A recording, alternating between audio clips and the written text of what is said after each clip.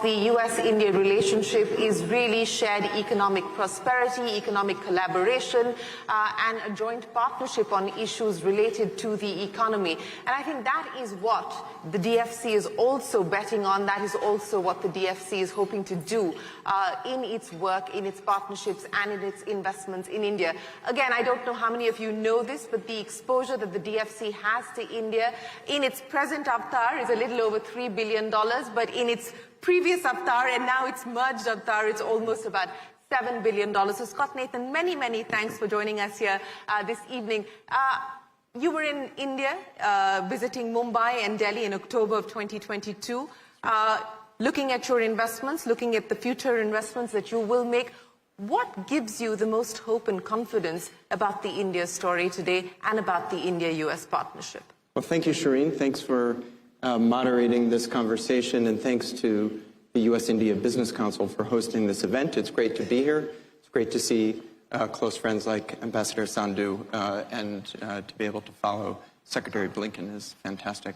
So for the Development Finance Corporation, the Development Finance Bank of the United States, India is a critical market. As you mentioned, it is our biggest exposure, nearly 10% of our overall portfolio.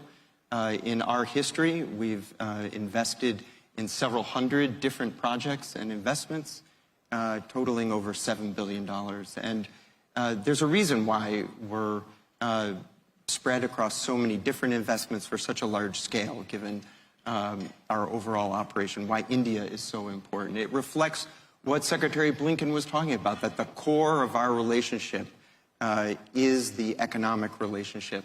The opportunity to bring finance to the private sector across a range of different types of companies and projects, energy, infrastructure, healthcare, agriculture, support for small business, is key to supporting the economic development of India. That's good for the United States, that's good for our trading relationship, that's good. Economic growth is good for stability, and is critical to our national security. So India is the place where the Development Finance Corporation's mission comes together, helping economic growth and development while advancing our foreign policy and national security interests. So it's a critical place for us. It's a critical place for you, and that's good to hear. But let me pick up on each one of those priority areas that you spoke of. And I'll talk to you about renewable energy and the transition that the world is making, and India is making as well, and that is a big area of focus for you. $500 million in a solar project, that's the kind of investment that you're making. What's the big bet? What's the big thesis on the renewable side? Well, first and foremost, and I think this is a critical element of U.S. government and President Biden's policies, addressing the climate crisis globally is key. It's also the case that access to reliable, sustainable electricity is a key to development and economic growth.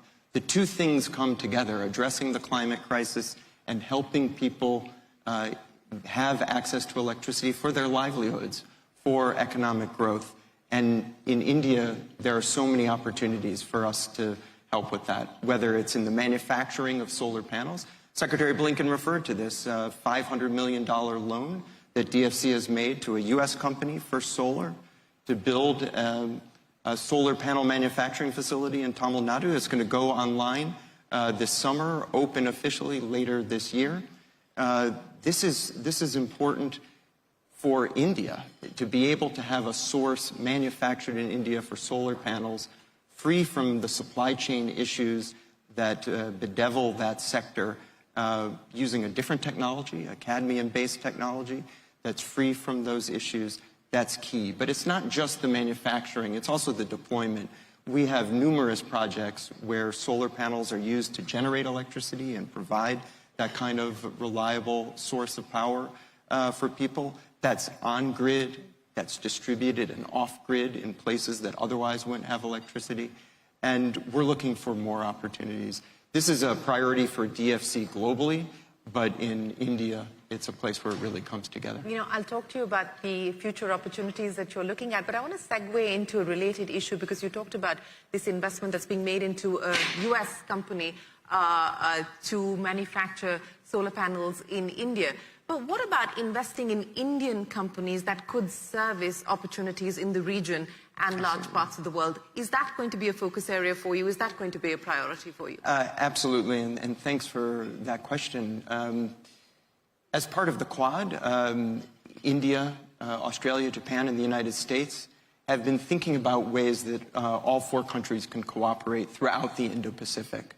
There are many opportunities. We're looking to support Indian companies that are looking to expand in the region or even in Africa. We target women's economic empowerment, financial inclusion. We do that in microfinance, but also in small and medium size enterprises. And then there's a great example of a high-growth company that we've lent money to called Soothe Healthcare. It's filling a really critical need of providing women's hygienic products in India. This company is entrepreneurial, very competitive, has a great profile in terms of education, but it also has huge development impact, and that's why we're involved. It's not only a terrific investment, but unlocking the potential of women, helping women participate in the workforce.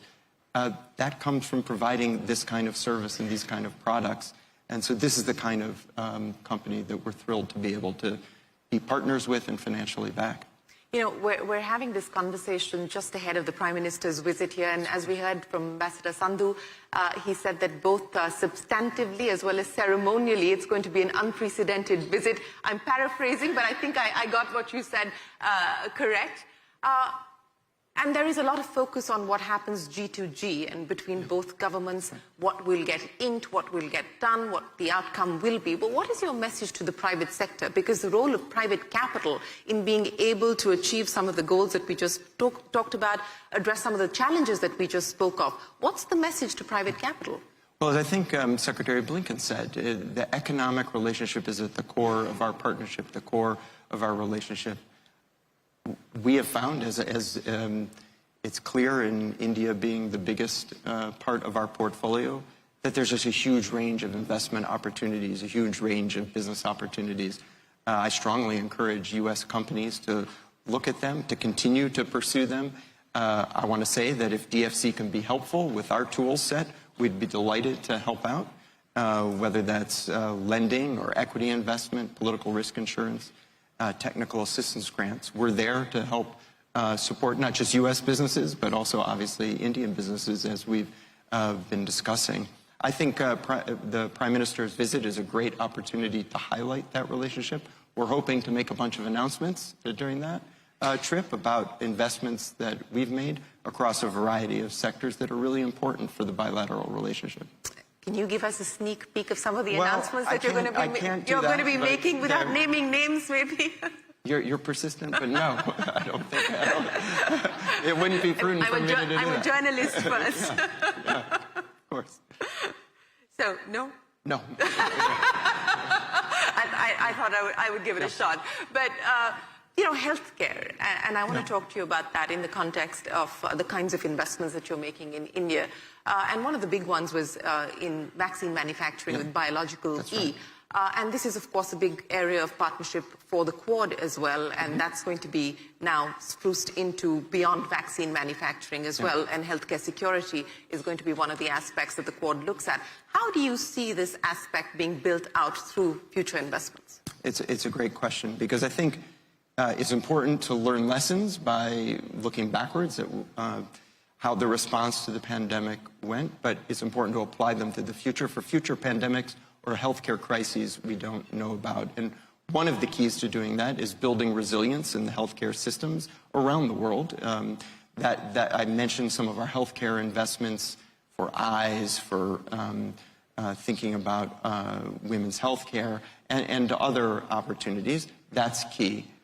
As relates to the pandemic or future pandemics themselves, building distributed vaccine manufacturing capacity is incredibly important. DFC has been involved in Africa and in India in helping do that. I think that's the right thing to do. That's only fair to see vaccines manufactured in multiple locations around the world. but it's also prudent. I mean, to have the vaccines manufactured, and this is across the board for the kind of vaccines necessary for childhood development, as well as for dealing with epidemics or healthcare crises. You know, one of the themes of the Ideas Summit this time around involves resilience. And I think we've been talking about resilience in the context of supply chains, the disruption on account of COVID, the disruption that we're now starting to see on account of geopolitics, and what that does in terms of commercial and business decisions. How do you view India's role as the world looks at de-risking supply chains, as the world looks for alternate sources, you know, in terms of supply? Well, I think India is going to have a critical role, already has a critical role to play in that. I mean, we talked about First Solar, that's a key part of it. We're looking at other investments in solar panel manufacturing, other electronic and communications technology manufacturing, and then it just is across the board. The more we can work together to diversify supply chains, that's part of DFC's goal globally, and India is just key there.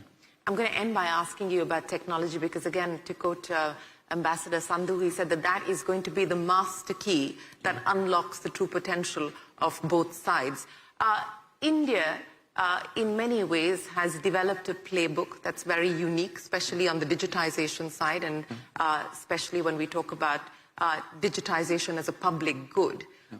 What are the lessons that you believe the world can take or the US can take from some of those examples?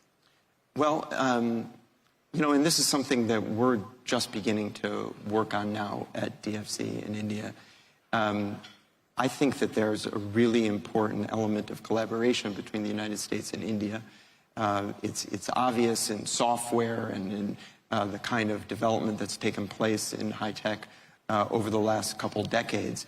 But I think we need to make sure to collaborate on things like cellular telephone networks, data networks, make sure that we're using safe and secure equipment that our governments can trust, that the people can trust, that protect their privacy. I see my colleague Amos Hochstein here. I know this is a huge priority for him, and we're working together to see what we can do along with India to help promote that kind of safe and secure deployment of the critical communication technology that, like access to electricity, is a key to unlocking development, economic growth, and a key to people's livelihoods going forward in the 21st century. So what's been the big surprise, you know, for you in dealing with India, in getting the US to look at the opportunities that India presents today? What's been the big surprise for you? You know, I don't know that I have a big surprise. It's been fantastic to be able to visit India. I look forward to more trips. I'm hoping to go to regions I've never been before. You know, Ambassador Sandhu always says that I'm a frequent guest at India House. I love that. I wouldn't have said before I took this job as CEO of DFC that I'd be as focused on India as I am, but for me it's been revelatory and really important work. I'm thrilled to be a part of making closer relationships between the US and India and strengthening the economic ties. Well, we wish you the very best of luck with that, Scott Nathan. It's been an absolute pleasure speaking with you. Thank you very much for your time, and we look forward to seeing you back in India very soon. Thank you very much, ladies and gentlemen. A big round of applause, Scott Nathan.